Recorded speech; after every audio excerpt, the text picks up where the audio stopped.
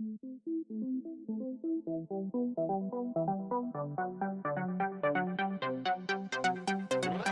everybody, and welcome to the HTML All the Things podcast, episode number 27, Negative Customer Relations. I'm your host, Matt Lawrence, and I'm joined again by my co-host, Mike Karan. What have you been up to this week, Mike? Yeah, hey, Matt. So this week has been a whole crap load of client work. Just spinning up a bunch of new projects for one of our biggest clients.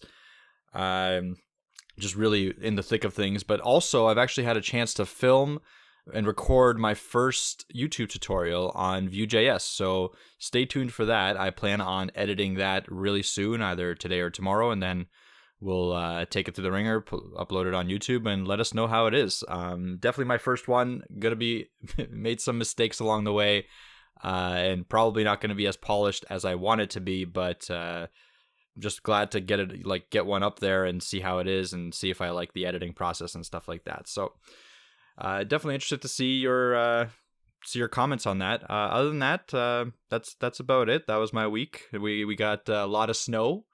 I'm just looking out my window right now, and it's just still coming down. I'm kind of getting tired of shoveling at this point, but whatever. I'll go out there. So what about you, Matt? So same weather conditions anyway. But been a really busy week for client work, definitely.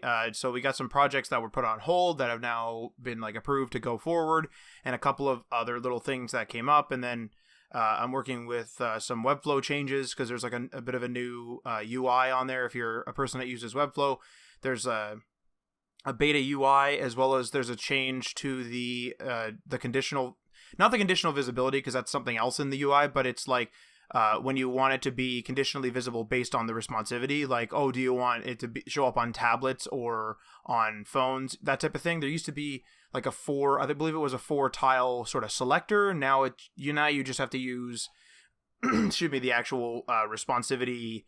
You use that. It's a new way, and they have a video for it. I don't really know how to describe it, but it's a little more intuitive. It's a little bit closer to the code because Webflow's kind of prided themselves on being a visual coder, as far as I know. So it's a little bit closer to what you would do in actual CSS, I would say. So it's a welcome addition. It's a little bit strange that it changed, in my opinion, because I did kind of like the old selector, but it's no skin off our back. And in the video, I believe they mentioned that there was some sort of conflict, a conflicting issue that they wanted to remove, so they just got rid of that and changed it all to the display property. So anyway, yeah, you'll see exactly what I mean if you're a Webflow guy.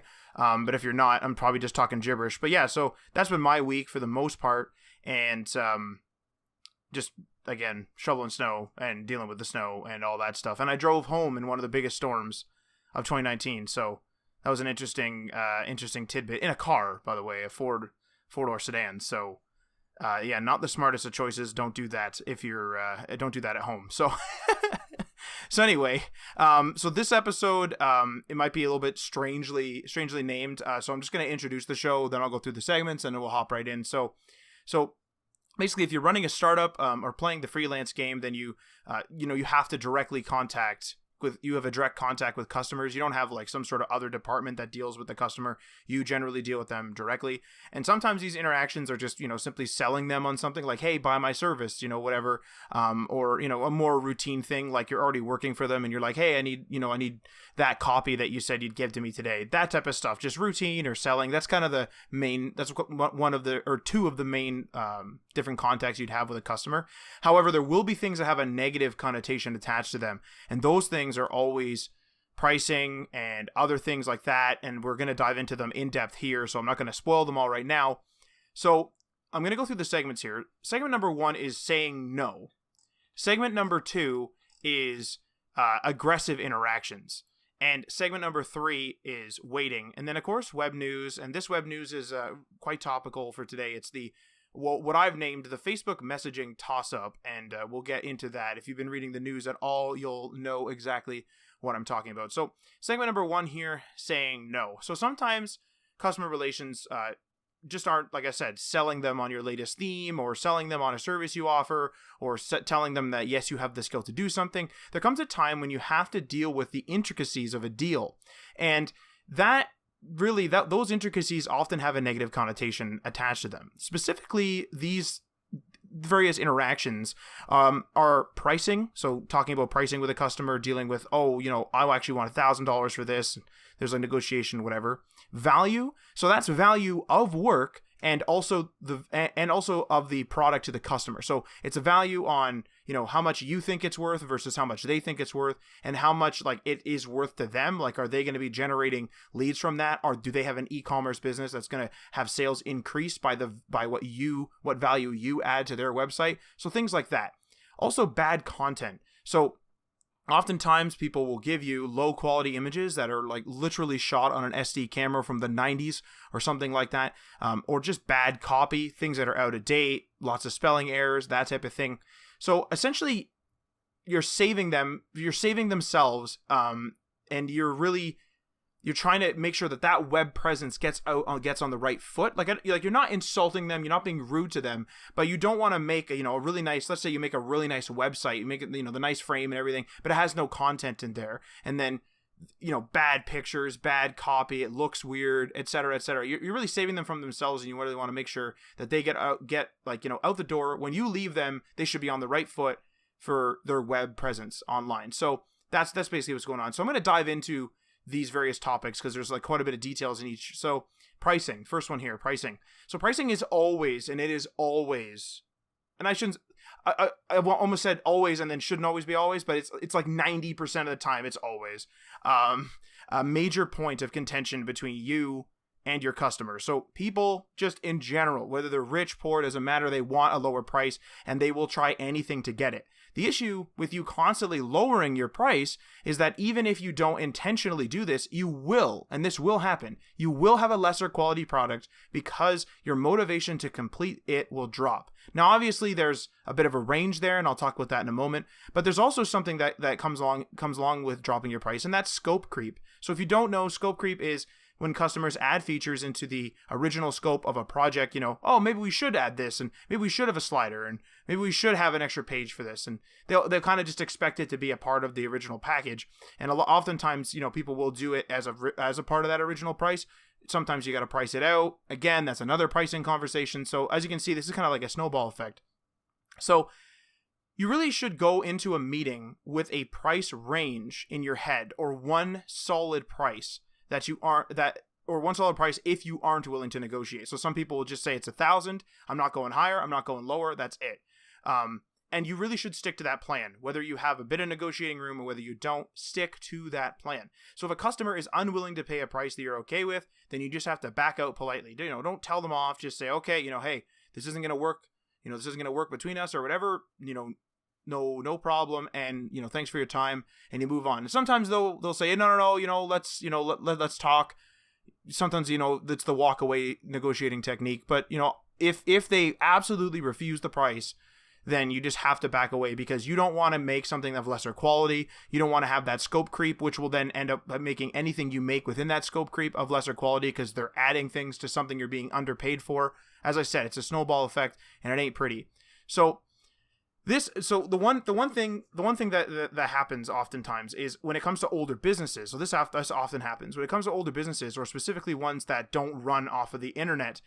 They have issues paying for online services like web development or making a web app or whatever, because their businesses don't generally value the web too much. And the reason why I mention this specifically is because oftentimes, let's say a person has an e-commerce store, they're more than willing to pay, a decent amount. Maybe it's even above what price you were going to set. But there's these other guys that, they don't really value it. They want to, pay, I only want to pay, a maximum of 500 for something that's, clearly $2,000 of work or something like that.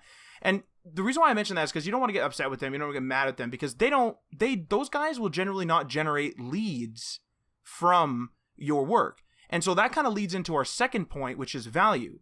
So value and pricing go hand in hand, and everyone wants what they paid for, and preferably a lower price and a higher value, right? Buy low, sell high, that kind of mentality, except you're buying something for low, and it should have a great value to you as the customer. So you want to sell customers on the value of your work, and that can be difficult depending on how much they rely on their website, like I said. So for example, if a company is almost completely reliant on their e-commerce site, then upgrading it, even for like a really high price, may be something they're willing to do to ensure that revenue keeps flowing, because they don't want to lose that primary source of revenue. But on that flip side, if you're working with a customer that simply has an online presence, like a basic website with a phone number, they'll generally, generate their customer via other means. So maybe they're in the newspapers with ads, maybe they get word of mouth, maybe they have some billboards along the highway. There's a whole bunch of different ways other than online to get leads, and therefore they themselves value that online presence less, and they don't want to invest time in making, getting that social media up and doing all this other stuff. They don't value the online presence. So when you have a customer that doesn't value your services much, oftentimes the project will be less complex. However, they won't, even though it's less complex, they won't even offer you a fair dollar for it then, because it doesn't generate them enough business to pay for itself over the short term. If they pay $500 for a website, let's say a real basic, what we call a business card website, just, a name, a phone number, and like maybe a Google map for people GPSing to their office or whatever. That's a business card website. That's not very complex at all. But those guys will be like, no, $100 or less than $100 or something like that. They don't value that online presence because they don't rely on the online presence. So sometimes a customer is looking to become more active online, which is why you were contacted, but they still don't know the value of a good online presence. What it takes to generate traffic, how to manage that social media account, et cetera, et cetera.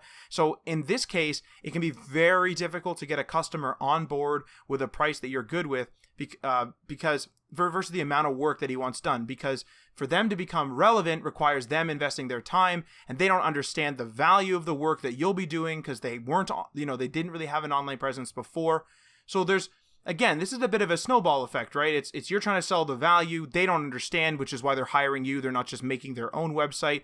In the same breath, maybe they don't value the online presence and they don't care about it. Or on like kind of a minor flip side there, they might want to get an online presence, but they might think it's super easy because of all those consultant commercials that are like, hey, it's super easy to make money online. It's super easy to make money online.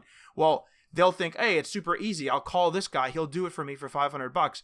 But in reality, you're doing $2,000 worth of work or something like that. So there's always this point of contention. And this is why value and pricing, they go hand in hand, and they have a negative connotation attached to them, because it is kind of a tug of war. You're trying to get the price up and, get it up to a fair dollar, and they're trying to pull the price down but keep that value up. It's definitely a tug of war in that case. And now if we go to more of a direct thing that this will definitely be a point of contention if you're upgrading people. So bad content. So we've all been there. You've been hired to look at an old website that was designed for, an old SD monitor, an old CRT monitor, and you come up with a plan to revitalize it, which results in a list of photos and other content that you need from the customer. So things like, maybe they have staff pics, or like they have a nice shot of their office, or they have, some staff bios, or they need to contact their staff or something, whatever. And they just say, just use the old stuff that's on the site because they look good.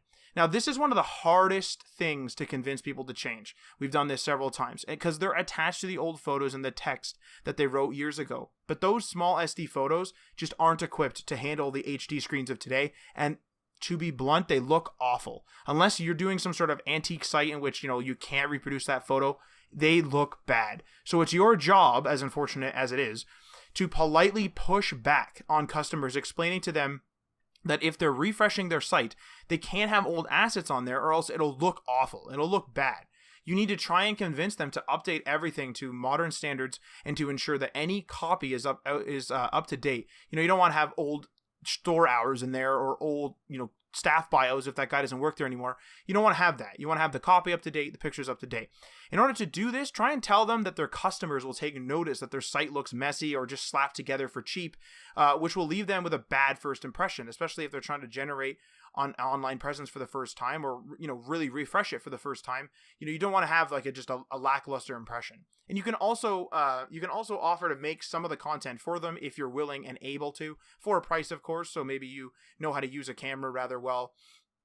You can go and quickly, be like, hey, I'll show up to the office with this DSLR and I'll take a couple of shots of the outside. I'll take a couple of shots of the inside, or, maybe take a video of you at the job or whatever. Again, only if you're willing and able, because some web agencies offer a lot of services. And ultimately, it is your job to ensure that, again, that their web presence gets off on the right foot when you are done with the project. So you ensure that things are as high a quality as you can when you leave, and whether they use, the CMS, whether it be WordPress or Couch or whatever, whether they add bad content in the future, assuming you're off the project, that is not your problem. You started them on the right foot. Don't start them in a weird place. Start them on the right foot with modern technology, modern pictures, modern all that, and then that's it. And then it's out of your hands at that point. You've done your job, and then back away.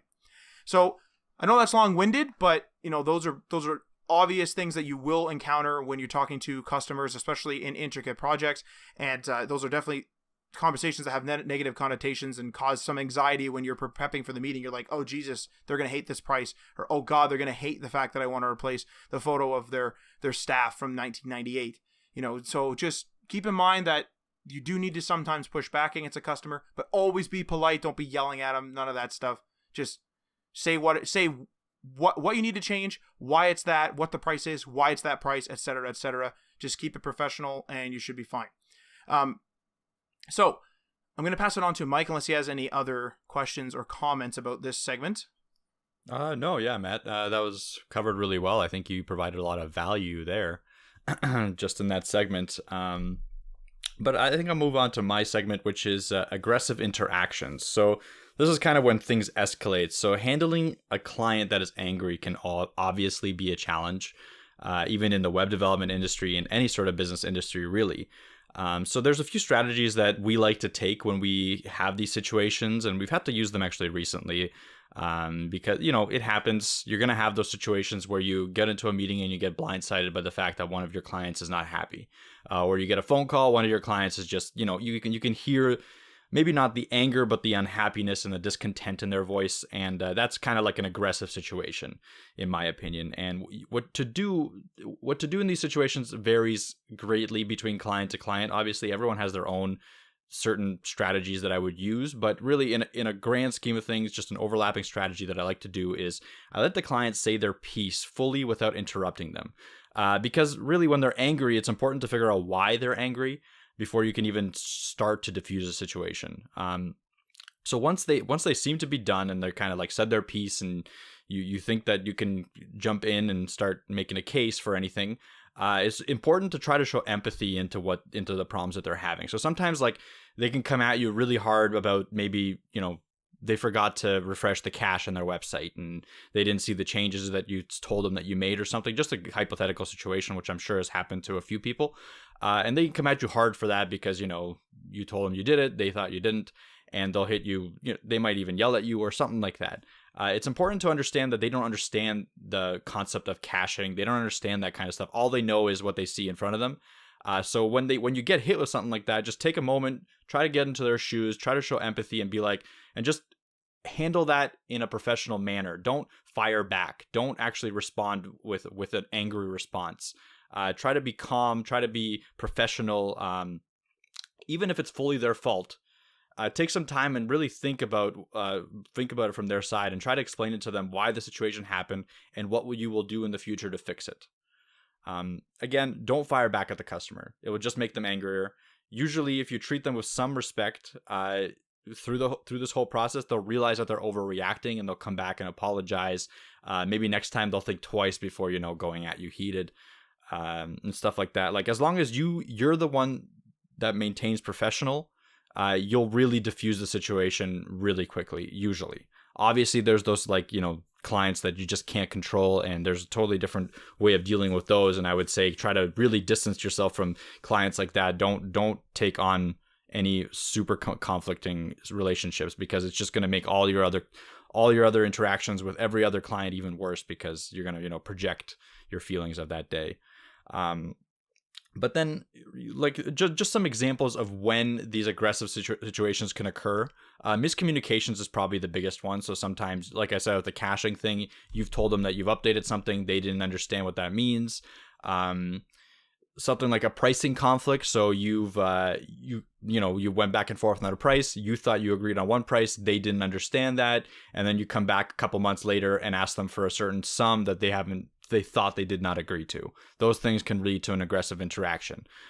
Design misunderstandings. So they say they want something like, we want the header to be on the left-hand side, like top, we don't want it to be across the top, but you've had a back and forth and you've agreed to put it on the top, and then all of a sudden you go back with a design iteration, you show them and they're like, well, I told you I want it on the left-hand side. These things happen all the time because the client really only understands what they want to understand.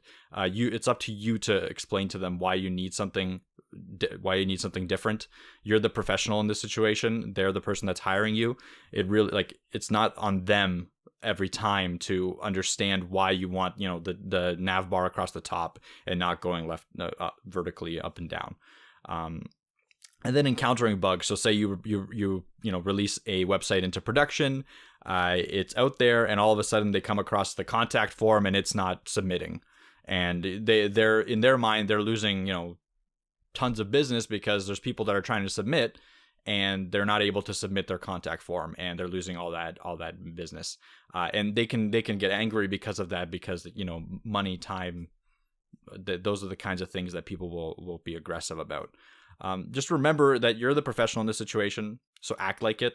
Prove to the customer that they should trust you with your decisions. When you make a mistake, own it and give the customer your immediate solution at the time, and then tell them the steps you'll take in the future to not make that happen. So make sure that you kind of give them a mitigation strategy that you're going to do in the future to make sure that these kinds of mistakes don't happen. That's the approach that I like to take. I always think of an immediate solution. If there's an issue, give them I'm going to do this right now, and then down the line, maybe a day after, send them an email saying, okay, I understand, I'm sorry that this happened. This is what I'm going to do to make sure this doesn't happen again. So they'll be a lot more respectful of you if they understand that you understand the problem as well, not just them. They don't want to be alone in this kind of situation. And just know that mistakes happen. Most people can be very reasonable about that.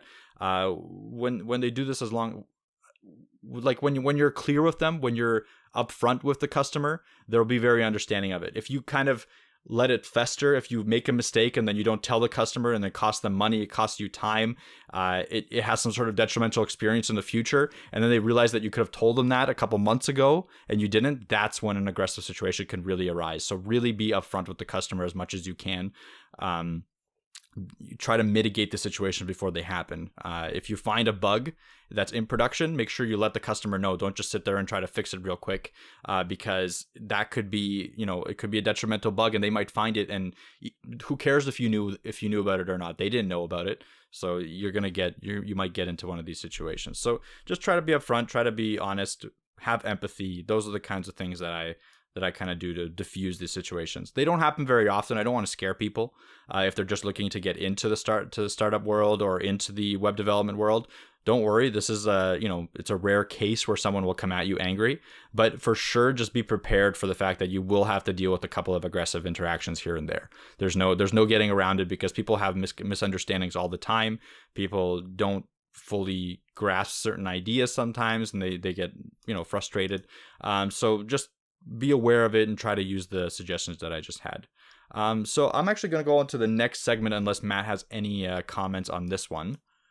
The only thing I think I would add is if a customer has an aggressive reaction to something, one of the things that we do is we will try to give them a related deliverable quickly, even if it's a partial deliverable. So oftentimes, if you do get, I'm going to say our aggressive stuff has been under 10 in, the 3-4 years we've been doing this. But one of the things that we'll do is if, let's say we're building a blog for them and we're working with them, because some customers are very hands-on, and we're just working through the nav bar, really getting, flushing out that part, let's say. And we were waiting on some custom social media icons or something like that, just to make a basic example. If we weren't planning on doing the custom social media, icon area of the nav bar until next week, maybe I would just do it that night and then send it to them and be like, hey, this is done. Because it's just a nice gesture that you were already going to do anyway. And it's you went out of your way a little bit, but it's just like saying hey, I figured I finished this. We'll often do that. There's a cooldown time if someone's really angry, but in general, that's what we'll try to do is, here's a little deliverable, like, hey, we're still working for you. Things are still in good faith. It's just like a little tip of the hat. Like, hey, all right, no worries about that rough meeting we had. We're moving on. That's something I usually do, especially if we fall behind in something. I'll be like, oh shoot, I'll get 2 deliverables done for them rather than 1 that I was supposed to. So just a small note there. Yeah, for sure, and that makes sense. And actually, speaking of waiting, that's a great segue onto the next segment, which is labeled waiting. So segment 3. So again, this is another issue that you can have with a client, and I think it's very common across many different businesses, but it's really common in something like web development. So a lot of negative customer relations can come from having to wait for a client.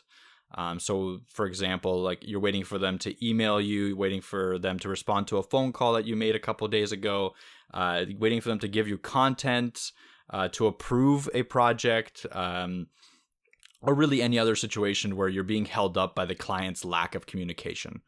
Situations can arise where you have a tight deadline, so that you've already set with your client, you've agreed on a deadline, and they need it out at a certain point because they're showing it off to a customer or something. But the problem is that you're then delayed by the fact that you're forced to wait for them to give you something like content, something like an image for your site, social media links, whatever. You're waiting on them, and because of that, you will miss the deadline. So this kind of stuff happens all the time, and honestly, it's a very difficult barrier to cross when you're part of this web development world. I'm sure all the other businesses out there have that occur as well, but some stuff to mitigate these situations is you want to give your clients some deadlines as well. So when you're setting up your project timeline and you're said, okay, it's due this Friday, but I need this. You need to set a deadline saying like, listen, we're working on this together. I need this content on Monday because I need a certain amount of time to put it into the website. So if you want your website out by Friday, make sure that it's there on Monday, this content. And then you give them those deadlines. You give them their own timeline. And you either send it to them through email. You can set it up in kind of a timeline, a Google Calendar even, and send them a link to that Google Calendar so that it reminds them, so that, they can get busy. And all of a sudden they'll get a reminder, a day before their deadline, be like, oh yeah, that's right, I need to get the stuff to the web guy. So make it as easy as possible for them to succeed and yourself to succeed. That's my main advice. And some really good advice that I heard on the latest Syntax podcast, which is a great podcast, by the way. Wes Boss and Scott Talinsky, really, really great developers, and they've been in the industry for a lot longer than we have. And their podcast is called Syntax, and this episode is called The Freelance Client Lifecycle. Recommend listening to that. Was to treat your clients as more of a partnership with them, where you're trying to get something done together rather than a them versus us mentality. So you're doing this together. You're not working for them. You're not, just trying to get it done and get it over with. You're trying to make something great together with your client. And that's kind of how you have to you have to present it to your client as well, because sometimes they really get busy in their own work and they just forget about the stuff. So you have to show them that what we really need this information, why you need it at the time, like give them a strict deadline to coordinate with you with, and then it'll make it a lot easier for you to complete projects on time. Because really, I think the number one way we have gone over time on projects is because we were waiting on the client. I don't think we've ever had a situation where we were the ones responsible for being late on a deadline. I don't think that's ever happened in our entire 3-year web development career. It's always been because, and I take the onus on us as well on this. We haven't been strict enough and upfront enough about the deadlines that we needed from our clients. So we either waited for our client, they never got back to us, and we just forgot about it, and we're just like, whatever, we'll just work on something else. Or we just didn't we communicated with them as much as we could, but they just would not give us the information, and we couldn't finish it on the deadline. So, mitigating that would have solved so many problems for us, and it would have awaited, we could have probably taken on more projects as we went on. So learn from our mistakes, and try your best to make sure that your client is working with you and you're not working for your client. So that's about it for this segment. I'm going to pass it off to Matt to add anything that he wants to add to the segment, and then move on to web news. Yeah, so one of the points that I have here is it's something that happens to me rather frequently, and it's a really major pet peeve, and it's to do with waiting, but it's also do with urgency. So I'll just kind of introduce it. So I call it false urgency. So like I said, it's a major pet peeve of mine that comes into projects in a variety of ways. It entails calling something an emergency without there actually being an emergency. And oftentimes it causes things to be rushed, and then as a result of lower quality, and then, normally they would be way higher quality if they and done correctly and probably actually tested, if they were done, in a normal pace. And sometimes this can cause additional charges on clients, like if you have an out of hours contact fee or something like that, like some people do. And then they're not suspecting that, or they're not expecting that on the invoice time. And then that, gets looped in with the whole misunderstanding and stuff like that we've already discussed. So it's a whole thing. And a lot of the, what I'll call them, common false urgency dispatchers. I couldn't think of a better way to say it, but, basically it's like marking your email as urgent when it isn't, like just straight up marking it as urgent, saying something in an email, like in the actual text of an email, and saying it's an emergency, it needs to be done right away, when it isn't, and also calling frequently, or out of the normal work hours, so really early in the morning or really late at night. You just call, going crazy, leaving voicemails, whatever. And these dispatchers, as I've called them, are exactly how people would contact you for a real emergency, right? So it's like a reasonable place to be contacted about an emergency. However, they'll just like add urgency to something that isn't urgent. And it's normally because they just want to get it done faster. And it's almost like, I don't want to call it a scam, but it's certainly annoying. And oftentimes we'll quickly do whatever they ask. Like if it's like, oh, this is an emergency, I need this image edited. And so we'll often, quickly run to our computer and do whatever they ask whenever we're available. Hopefully we're not out doing something, which has happened several times. And someone will be like, this is an emergency. And it's like, well, I'm out, it's Saturday night, I'm out doing something. And it's like, no, but this is like what the hell? Like this image is supposed to be like this. And so it's like, oh my God, so you have to like run to a computer as fast as you can and try to actually get it done. And then it isn't actually urgent, and they just wanted it done fast for no reason. And oftentimes we'll do whatever they ask, rather quickly, like I said, and then they won't use that edit. They won't use that edit. They won't use that image. They won't use that thing for, several days, several weeks. And it's like, dude, that was not urgent. It wasn't urgent. And one of the major issues that like is a major thing is constant false urgency calls, however you get them, emails, actual phone calls, whatever, result, at least for us, in slower response times and may result in actual emergencies being missed because of the whole quote unquote boy who called wolf, who cried wolf scenario. It's a serious problem because we have clients who will just say like, this is an emergency at like 3 at night or 3 a.m., right? 3 in the morning. And you're like, oh my God, like what's going on here? And like, for whatever reason, you've checked your phone and you like, you have to rush down to your computer and you have to like, get the laptop going or get the Ultrabook going if you're out somewhere. And it's like a whole scenario. And it's actually hindering them because if they keep doing that over and over and over and over and over again, and this has happened, I will ignore it. It'll be like, this is an emergency. And I'll be like, I'll get to it in 2 days. And I don't want to sound like, kind of like a stuck up guy when I say that, like I'll get to it in 2 days. But it's like, this has happened with some of our clients, like several times where it'll be like, oh, like this needs to be done immediately. This needs to be done immediately. And it's like seriously presented like an emergency. Like this is an emergency. This was supposed to be done and I forgot to ask for it, right? It's not something that we missed in a commission that they asked us to. It's like they decided, oh, I need this image, portrait or something. And we desperately need it done right this second because we have an event coming up or something. Like they'll present it sort of like that. And you're like, oh my God, I get like, you run to the website and try to fix it. And then there's been times where I've just missed emergencies because I've just ignored it. Like I'll get a message and I'll literally see like this needs to be done and I don't care, and I'll just like swipe it away. I'll be like, I'll get to that like on Monday or whatever. And again, like I don't want to sound like a stuck up guy, and this is business that people will contact you at all times, but I'm fine with being contacted at random, especially since you can just like email me and I can look at it when I'm available. But it's ridiculous to call everything an emergency just to get it done quickly because you're afraid that I won't like do it quickly, because I'm moving you to the front of the pile and I'm like, leaving somebody else's work generally, especially if it's in the middle of a work day, I'm leaving somebody else's work unattended when it was supposed to be attended, so now my schedule is all messed up and like I'm now missing hours here and I've added hours here. it's a mess. And so false urgency is a serious pet peeve of mine. I'm sure it's a serious pet peeve of anyone who's experienced it. And if you're a customer listening, don't do it, because I mean, maybe I'm different. Maybe some people will always go running, but I'm not one to always go running. That's just kind of my mentality. If you know, it's really annoying. It's a major pet peeve, and I actually find it to be kind of disrespectful. You're just being like, do this right away. Come on. It's like, come on. Like, I also do things. You know, I'm not always at my computer. So, like, chill, calm down, and just whatever. So, if you're a customer, don't do it. If you're an entrepreneur, this will happen to you, and you know, deal with it as you see fit. But that's how I personally deal with it. And the aftermath is usually like, hey, why wasn't this done immediately? Or sometimes they forget. Like, oftentimes they'll forget. Like, I'll be like, oh, that person doesn't actually want that done because I'm used to this person, and then it won't get done, and then they'll forget, and I'll forget, and then that's it. So it's a mess. Don't do false urgency. Deal with it accordingly. I just wanted to throw that in there.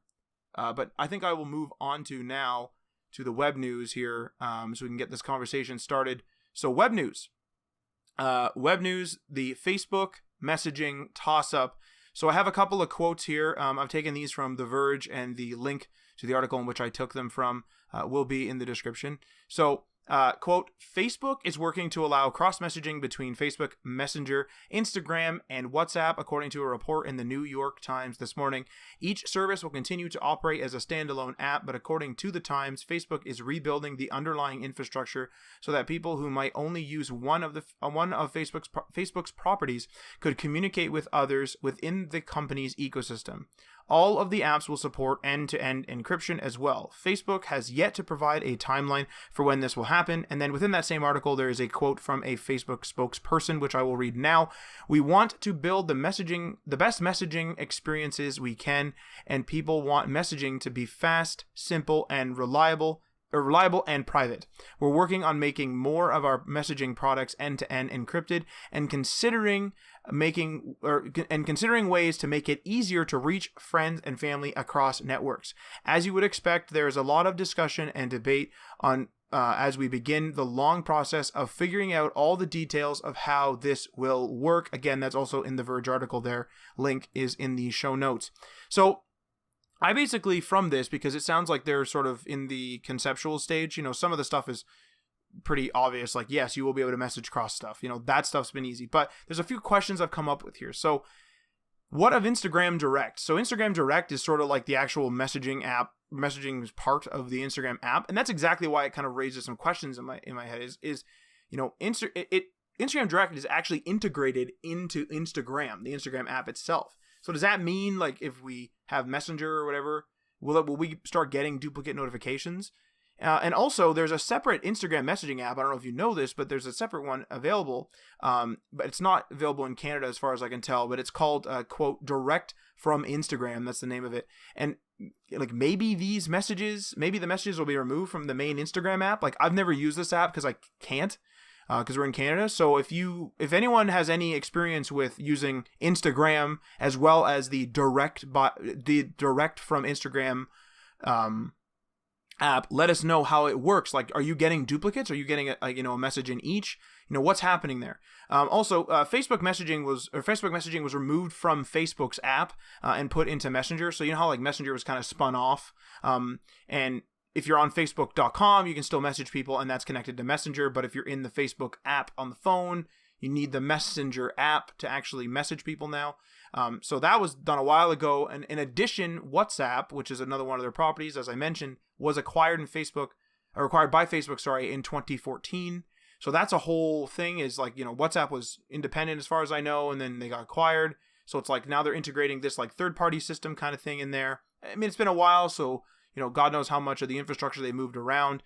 And then I have a few more questions here, and these are general UX questions. So I'm using all these to drive the conversation. So general UX questions. Will there be a main app that people should use?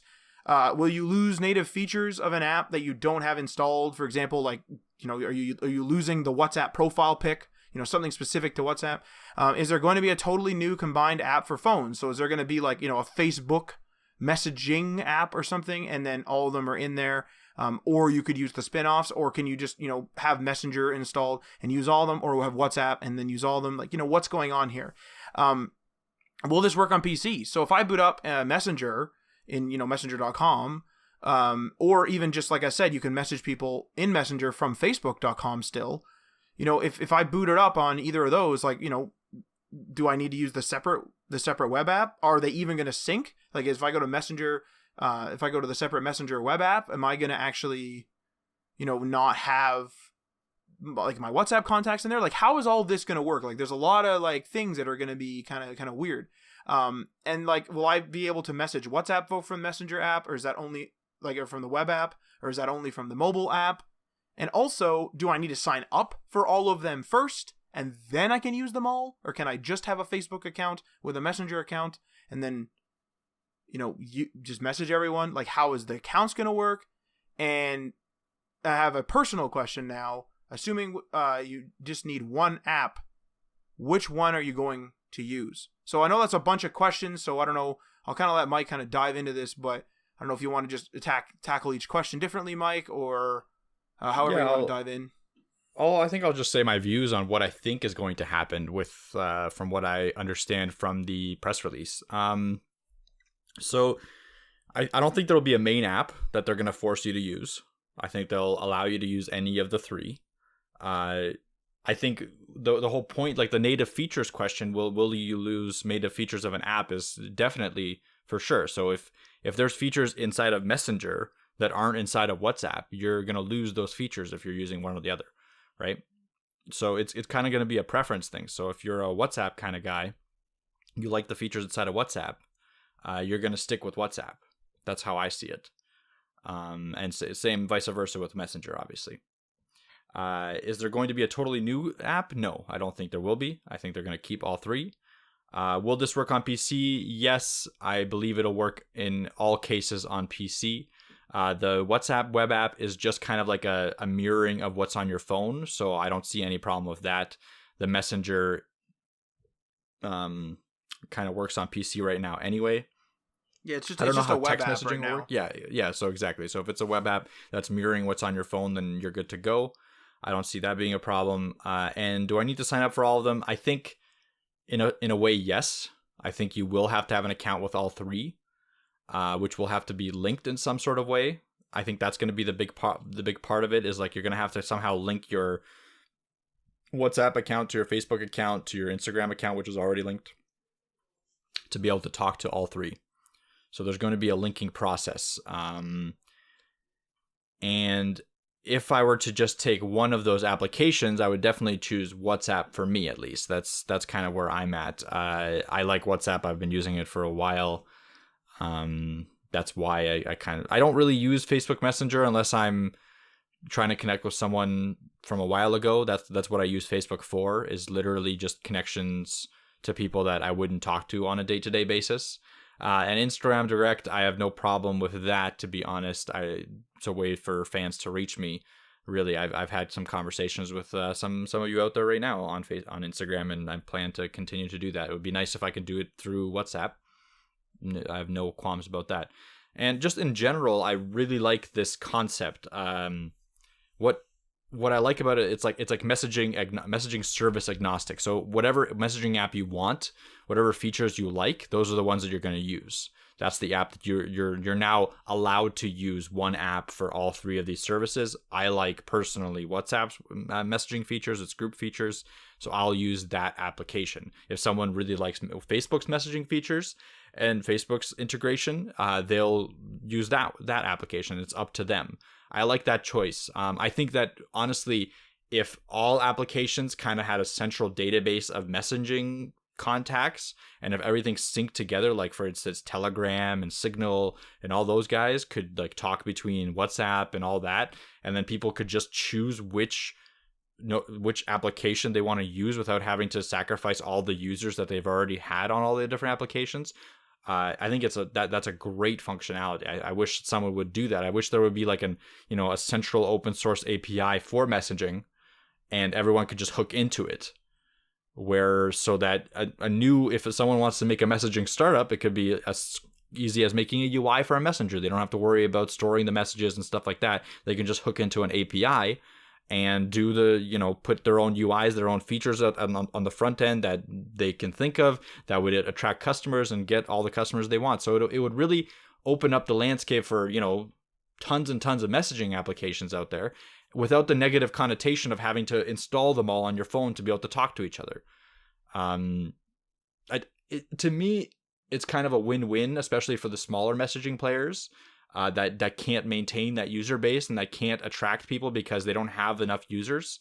I could see it being negative for the very large people, but even then, I don't see it being that bad, because if WhatsApp were to be able to communicate with Telegram, all those people on WhatsApp would be willing to stay more, use WhatsApp for longer periods of time to be able to talk to all their friends on Telegram, and vice versa. So I'm sure that I'm not seeing something obvious in this situation where it would be bad for the companies. I'm sure there's something very simple, like monetarily, it's not viable for companies to open something like that up. But I would love to see that happen, because like Matt and I have been talking about so many times, our messaging folder is growing and growing and growing. I have I think 7 or 8 applications in there. Matt has even more. And this is the first time that it's ever going to shrink, most likely. And it would be nice for it to kind of continue to shrink if maybe more of these companies come together. And like, if I was Telegram at this point, I would see this and be like, okay, I've got to talk to, all the other smaller messaging players around me and try to form a conglomerate as well, and try to, let's get together and try to get as many people on our platforms as we can from WhatsApp. Let's try to at least make a competition between these guys, because I think they're going to get crushed. Like, Facebook has a massive amount of people on it. Same with WhatsApp. To combine those two and be able to talk between the two user bases is huge for me. Like, I feel like that's a big thing. I don't know what comments you would have on that, Matt. Well, I think one of the things is that all these companies are Facebook, and so like I've definitely heard from people that are like, I don't want to use anything Facebook. So I think that, that's just like their personal prerogative, whatever, due to whatever reasons. But I honestly think that at that stage, there's enough of a niche to have a second app. So it's like, if I'm considering Facebook just one unified messaging platform, so if I just consider Facebook just like one app, the Facebook messaging platform versus someone else, I could see that. Like, I could see there being like sort of two big boys in the space. But you are right. Like, I think a lot of these little guys are going to start dropping off. Like, I could see Telegram sticking around and stuff like that. But like, I think that a lot of these people, I think a lot of guys are going to be like, okay, let's just, you guys choose one of these 3 apps and we'll just kind of talk together. There's a lot of apps out there. Viber, I think, is one. Kik is one. Line, WeChat, all those. Those each have their markets, I'm sure. But I wonder if the allure of people that aren't, stigmatized against Facebook, if you have a bunch of guys in a conversation, a bunch of people in a conversation in a big group chat that aren't stigmatized against Facebook, and they, they're willing to use whatever, and you can say, hey guys, you can choose these 4 apps. I'm sure that a bunch of them are dual users. If let's say you and I are talking on Telegram, we want one of our buddies to join our group. We're forcing him to use Telegram. He probably still has WhatsApp, in the background. Like, now he has 2 messaging apps. Whereas this is like, hey, if you want to use Messenger, go ahead, and we'll, so he doesn't have to download another app. He can still talk to us, while we're on, let's say you and I switch to WhatsApp. He can still talk to us, right? And so we drop the Telegram. Now both of us have a deleted app. And I think in the world of, apps slowly being like, people don't want a million apps on their phone, I think that there's definitely an allure there.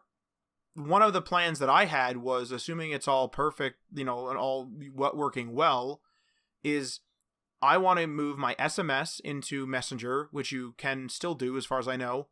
And like, I have Messenger, and I use Android Messages for SMS, and then for messaging, Facebook Messenger as well, obviously. But if I could move my SMS into Messenger, delete WhatsApp, delete I don't have Facebook, I don't have Instagram Direct, but like, not have to open up my Instagram Direct messages inside of Instagram, and just have this one thing, and have all of that synced to my computer as well. That would be key for me, honestly. because I have so many messaging apps out there like that it's going to blow up. Like it's just my social folder is massive, and there's Twitter Direct and all this stuff, and I'm happy to get contacted on there. Like, don't get me wrong. It's just like I wish there was like I have BlackBerry Hub on my phone, and so like that helps a little bit with messaging, with like all these messaging apps coming into one inbox. But it'd be nice to just like say, okay, we're deleting these 2 or 3 apps, and then I'll just use this one, and it pulls from all these sources. Like that would be ideal. I remember back in the day, and I don't know whether they're still around. I believe they are. IM Plus was one that I used to use back in the day, because even then I was like, Jesus, like I have, at that time it was like 2 or 3 apps, and I was like, why do I have 2 or 3 chatting apps? Like, why don't I just have one big inbox? Because I could do that with email, right? You can forward each other, or you can go on like an Outlook client and just have all your email coming in from multiple accounts, however you have it configured. And so I think that this could become a serious competitor, and I think some people are going to get knocked off. Now, the one thing that we could consider is that Facebook did purchase WhatsApp, right? If they can figure out how to get this platform running and it runs really well, are they willing, and this is 100% speculation, are they willing and able and will purchase these smaller boys and bundle them up into this messaging platform? Like, what if, I don't know, Kik starts to die, or Line starts to die, or whoever, right? All these other third-party guys. These guys start having trouble. Will Facebook come in and go, all right, they got 100,000 users, buy them. These guys got 200,000 users, buy them. And you just add all these apps to your messaging platform, and you have this huge thing. Because like once they figure out the formula, like it's it shouldn't be that bad for them, really, right? Facebook's big. They got a lot of developers. They know what they're doing. So, as I personally do not have a stigma against Facebook. I understand there's privacy concerns or whatever. I've given up my privacy like a long time ago. Like I realized that these companies are like a lot of companies are, there's leaks and all kinds of crap going on out there. Like I don't, we don't put a bunch of sensitive information online. So what are you going to steal my portfolio? Well, go to LinkedIn and you can take a look. You know what I mean? Honestly, like I'm not online, posting, my bank account number or something openly all over the place. So it's like my public profile is my public profile is the way I look at it. And so like I'm totally open to using Facebook. I have no stigma against it myself. One thing I will say is that I disagree with you in saying that they will not create another app. I think that they will create another app. And the reason why I say that is because I think another app will allow them to have native features of all the different things, of all the, because one of the things that's weird is, and I don't know whether you can still do this in WhatsApp because I've never done it, but I mean, you're a WhatsApp user. You remember when there was something like people were saying it was almost like they added like a Snapchat feature to WhatsApp. Yeah, no one uses that. No one uses that. I don't know whether it's still there. I remember there was they added it to Facebook too. Okay, so there's the stories, right? And that type of thing. Like all that stuff, like stories on Facebook. They added like that Snapchat thing or whatever it was to WhatsApp, and then there was some rearranging. Like I remember it was like it used to always focus on the new thing when you open the app, and then they like changed it to be like, oh no, we're gonna move back to chats, something like that. Don't quote me on that because I'm just it's a messaging app I don't use too often, but anyway, there were some changes going on, but those are native features that aren't in other things.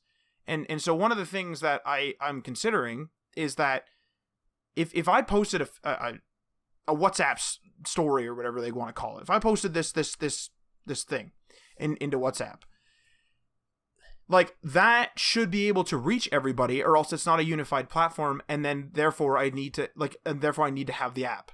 Like I need to have that app there. And I think that the only way to really do it is to either update all 3 or 4, whatever the heck it is, of the apps. They have to update them all to all have the same features, in which case it doesn't matter which one you have. In which case they don't need to have a unified messaging platform really, other than the messages coming through. Or they're just going to make a new app. And I kind of think that they're going to do that. They're going to make like, this is the Facebook thing. Like this is anyone who signed up for WhatsApp is going to be joined to, Facebook chat. I don't know what it's going to be called. And then WhatsApp will be, you're automatically signed up for Facebook chat. And Facebook chat is literally just, here's all the stories, here's all these features, here's your profile. And some apps won't show your full profile. Some of them will, but like you'll fill in, say 4 fields, and WhatsApp, if someone has WhatsApp, could just pull the 2. And I think they're going to make a new app, or they're going to update one of them or all of them to be all the same, which doesn't make sense to me. Because do I have separate ones? I feel like it would make sense. Like I feel like if they're going to go that route, they're going to just do it with Messenger, because that is Facebook chat. Like they're just going to do what you said with Messenger. But on the other hand, I think all 3 will be major feature parity.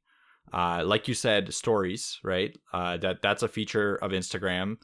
And that's a feature of Facebook, and it is a feature of WhatsApp. So maybe they preemptively thought ahead with WhatsApp stories. They knew it wasn't going to be very popular, but they figured, let's add this feature in because we know that this is happening. So the functionality is there already. So therefore, if you post a story on WhatsApp, it'll show up on Facebook and Instagram. I feel like that's already it. That's already in place. Like they've already thought ahead and they've done that, because there's no other real big features chatting wise that I see that they don't have. Like each one has very similar features. There's minor UI tweaks and stuff like that here and there. I think Instagram would be the one that's feature like very low feature, but you can still chat with people here and there. Like there's not much you need in Instagram. I don't think you can group chat as far as I understand.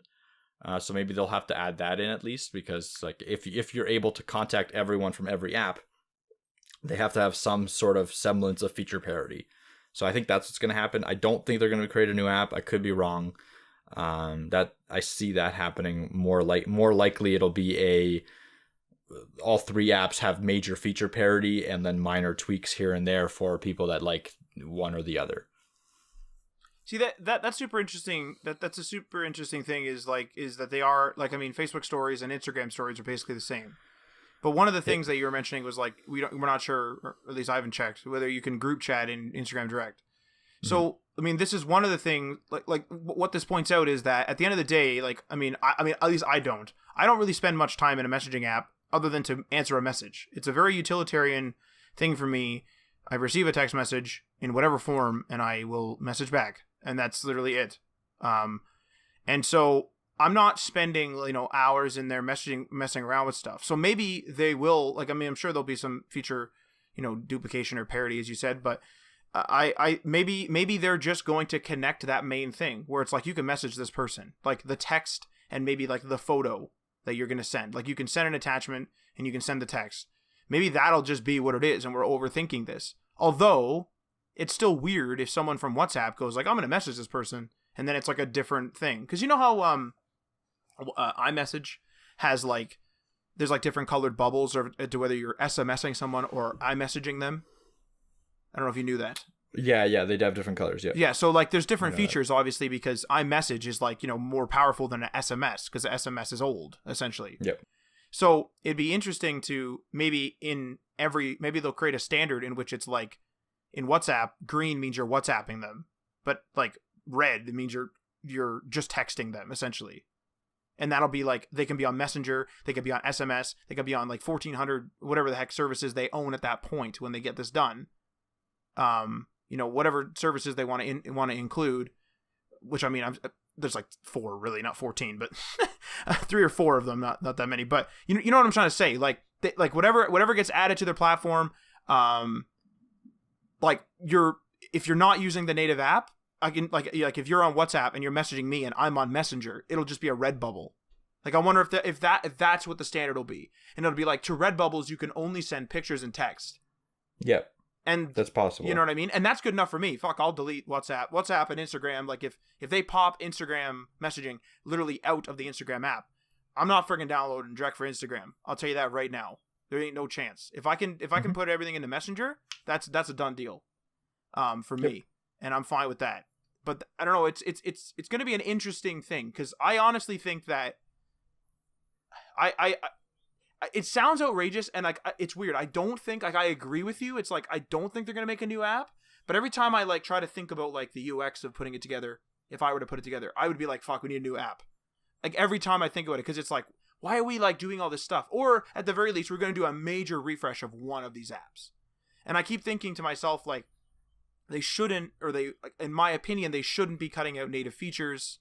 This is probably why in like the quote from the Facebook spokesperson, they said like it's going to be a long process because there's going to be a lot of debate. Like, how do we keep value in WhatsApp if Messenger's the same? Yeah. Like, I don't know about you, like you like WhatsApp, but if Messenger gets all the updates, right? If it becomes the quote unquote main app to talk to Instagram, to talk to WhatsApp, you know, and then whatever, like, are you gonna stick with WhatsApp with it when it has lesser features? Like, aren't you gonna delete WhatsApp and just move on to Messenger because you can still WhatsApp from it? You know what I mean? Yeah, I don't know. We'll see. I might. There's a chance I might switch to Messenger. I think there is a chance that what they're doing is they want to phase out WhatsApp, and this is the best way they found to integrate all their users into their own database and their own platform.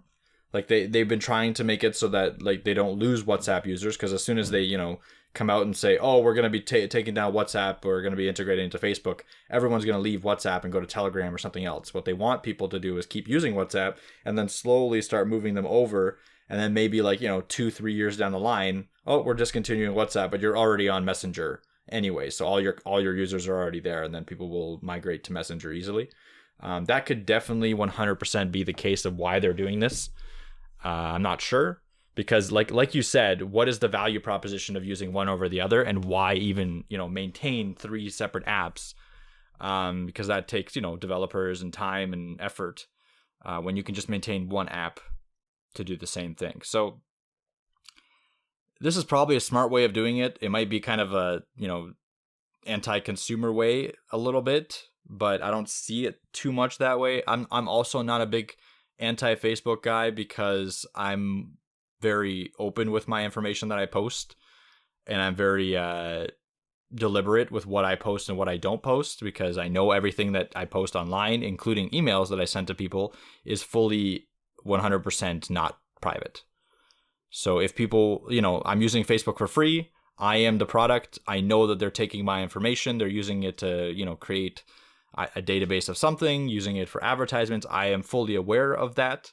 Now, this is different from people that don't understand how online services work, how internet work. I feel like that's a separate discussion that we can have in a separate web news. In fact, that's like a privacy thing. Yeah, exactly. I'm gonna cut it short because I feel like it's a really important discussion to have.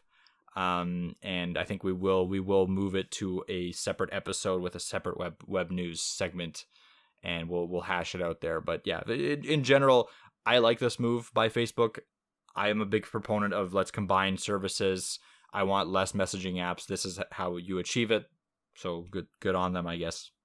That's kind of where I'll end it. Yeah, if I were to do a closing statement similar, this is the very first, and I'm serious, the very first Facebook feature that I'm actually excited for. Even when I signed up, I didn't care about Facebook that much. I just kind of used it because I moved from MySpace, and I'm not a huge social media guy, other than like maybe posting stuff for like work type stuff, or like for a project like this.